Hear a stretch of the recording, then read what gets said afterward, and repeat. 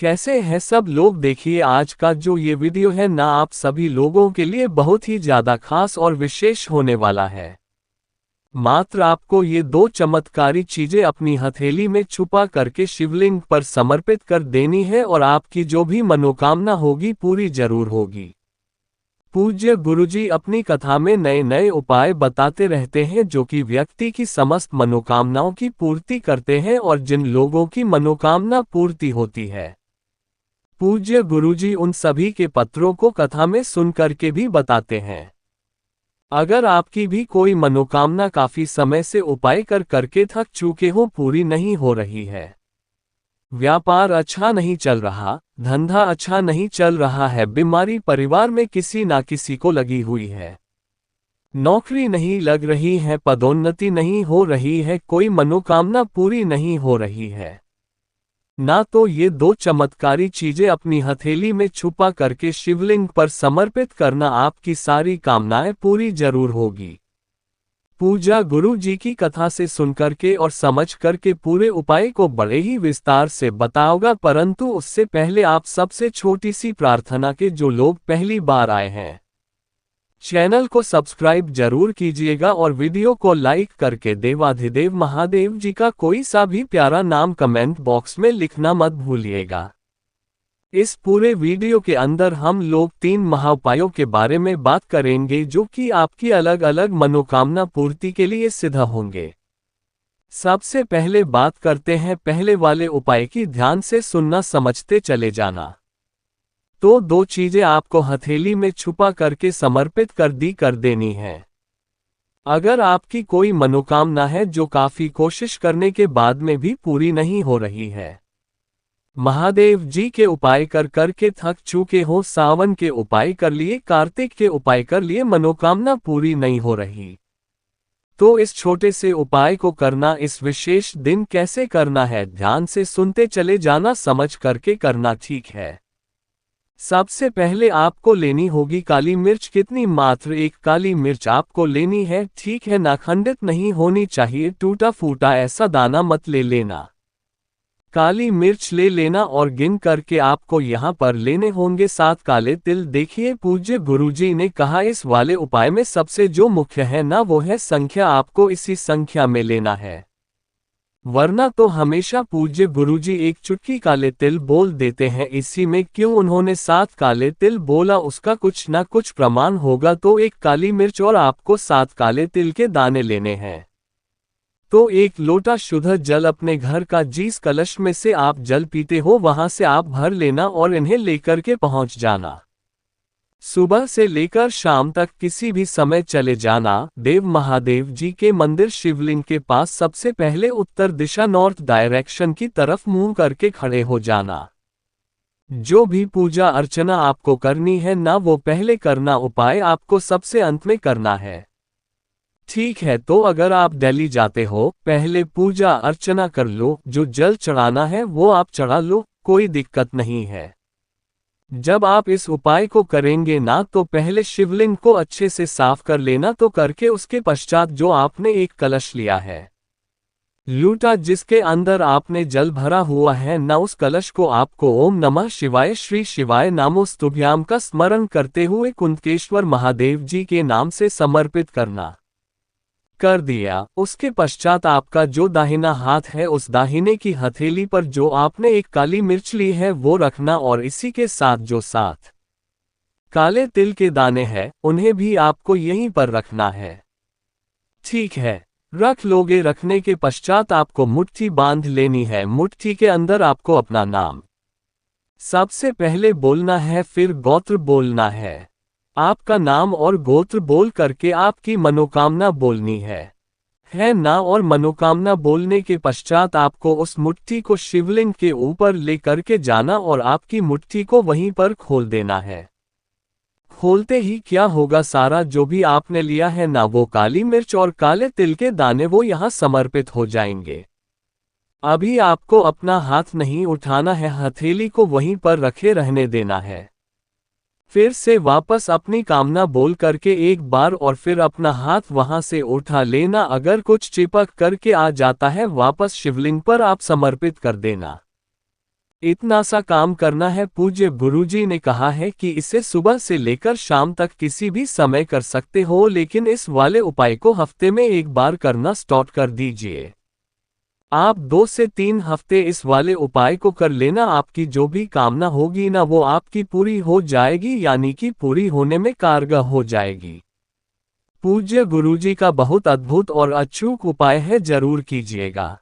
बात कर लेते हैं दूसरे वाले उपाय की। देखिए दूसरा वाला उपाय किन लोगों को करना है, ध्यान से सुनिएगा। अगर आपका कोई व्यापार है जो अच्छे से नहीं चल रहा है, कुछ ना कुछ कमियां उसमें हो ही रही है, नौकरी नहीं लग रही है, काफी सालों से आप तैयारी कर रहे हो, चाहे सरकारी नौकरी की और नहीं लग रही है, उपाय कर करके थक चुके हो। तीसरा, अगर नौकरी कर रहे हो उसमें पदोन्नति नहीं हो रही है, यानी कि ये कुल मिलाकर के होता है आपकी सफलता के लिए। ठीक है, तो इस वाले उपायों को करना कैसे करना है, ध्यान से देखना। इस वाले उपाय को एक नियम के साथ में करना है कि इसको आपको लगातार 7 दिन करना है। लगातार किसी भी दिन से स्टार्ट कर देना, 7 दिन लगातार आपको ये उपाय करना है। देखिए कैसे। आपको एक बेलपत्र लेना है जो कहीं से भी खंडित ना हो, और एक लोटा शुद्ध जल अपने घर का ले लेना। ठीक है ना, किसी भी दिन से स्टार्ट करो, लगातार 7 दिन आपको करना है। इन दोनों को ले करके पहुंच जाना बेलपत्र पेड़ के नीचे, कोई आसन जरूर ले लेना। ठीक है ना, यहाँ पर आसन बिछाना, अपना मुख रखना आपको किधर की तरफ में, उत्तर दिशा की तरफ में रखना, और यहाँ बैठ जाना। बैठ जाने के पश्चात आपका जो दाहिना हाथ है ना, उस दाहिने हाथ पर आपको वो बेलपत्र रखना है। ध्यान रखना चिकना हिस्सा वो नीचे की तरफ रहेगा। फिर अपनी आंखें बंद करके आपको 108 बार महादेव जी का जो भी मंत्र आता है ना, उस मंत्र का आपको स्मरण करना है। चाहे ओम नमः शिवाय, चाहे श्री शिवाय नमस्तुभ्यम पंचाक्षरी मंत्र, जो भी आता है 108 बार स्मरण करने के पश्चात इस बेलपत्र को और उस एक लोटे शुद्ध जल को लेकर के बहुत जाना देवाधिदेव महादेव जी के मंदिर शिवलिंग के पास। ठीक है, जैसे ही आप यहां पर पहुंचेंगे, उत्तर दिशा नॉर्थ डायरेक्शन की तरफ मुंह करके खड़े हो जाना। अपना नाम और गोत्र बोल करके सबसे पहले जो आपने एक बेलपत्र लिया है ना, उस एक बेलपत्र को महादेव पर समर्पित करना।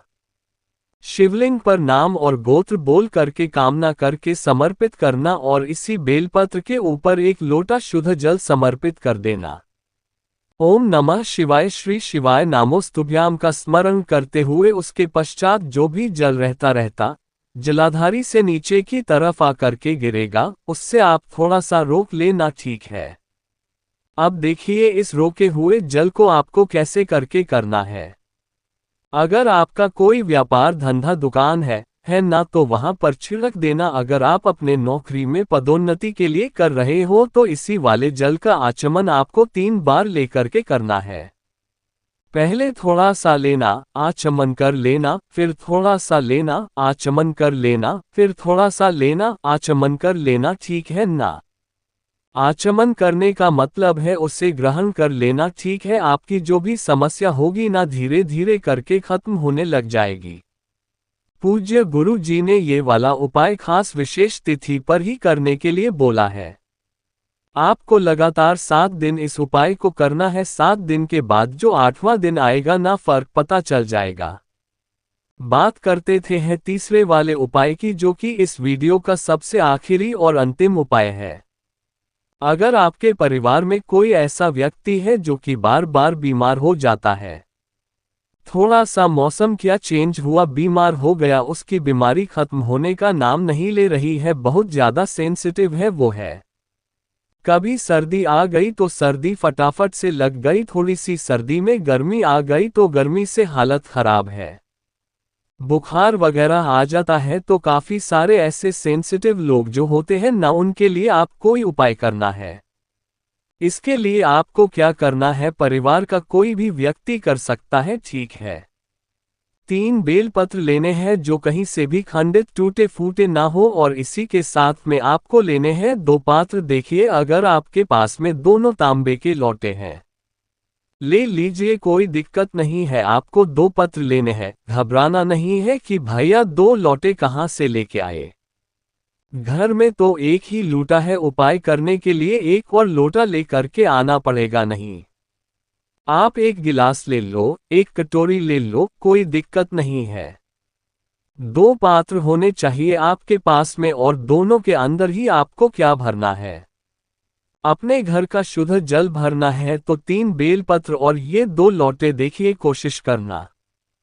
क्या आप एक बोतल ले लिया कीजिए, अपने घर का ही सूरज ले करके जाना, ठीक है ना।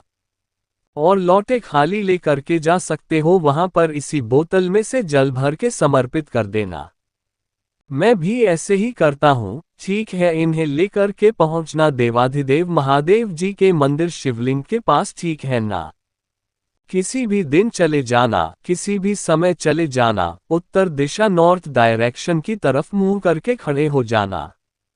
जब भी आप बीमारी के लिए कोई उपाय करते हैं न, जल सबसे बाद में चढ़ाया जाता है। तो अब आपके पास जो बेलपत्र, उन्हें समर्पित करना है। पहले बेलपत्र आपको समर्पित करनी होगी जलाधारी पर। दूसरी जो बेलपत्र आप समर्पित करोगे वो करोगे माता रानी का जो कटिभाग होता है ना, जहां से शिवलिंग जुड़ा हुआ रहता है वह पर, ठीक है। और जो तीसरी बेलपत्र आप समर्पित करोगे कहां पर, शिवलिंग के ऊपर। समर्पित करने के पश्चात उस व्यक्ति का नाम और गोत्र बोलना जिसके लिए आप इस उपाय को कर रहे हैं। अपने दोनों हाथों में उन दोनों लोटों को लेना, आपको इस हस्त कमल के चारों तरफ घुमा करके समर्पित करना है, ठीक है। अपनी कामना कहना, और जो भी जल बहता रहता जलाधारी से नीचे की तरफ आ करके गिरेगा ना, उसे आप एकत्रित करना। और उस बीमार व्यक्ति का, ये भी जिसकी तबीयत खराब रहती है, अक्सर उसके पूरे शरीर पर लगाना। थोड़ा सा उसे आचमन करा देना। धीरे धीरे करके उसकी जो भी समस्या होगी ना, ये खत्म होने लगेगी। पूज्य गुरुजी ने कहा है, हफ्ते में 1 बार इतना स्टार्ट कर दीजिए, 3 से 4 बार आप करेंगे ना, उसके जीवन भर के लिए ये वाली समस्या खत्म हो जाएगी। पूज्य गुरुजी के ये सभी उपाय बहुत ही ज्यादा खास और विषय से जरूर कीजिएगा। वीडियो अगर पसंद आ जाए तो लाइक जरूर करना, साथ ही साथ चैनल को सब्सक्राइब जरूर कीजिएगा। मैं आपसे मिलता हूं अगले वीडियो में, तब तक के लिए ओम नमः शिवाय, जय महाकाल।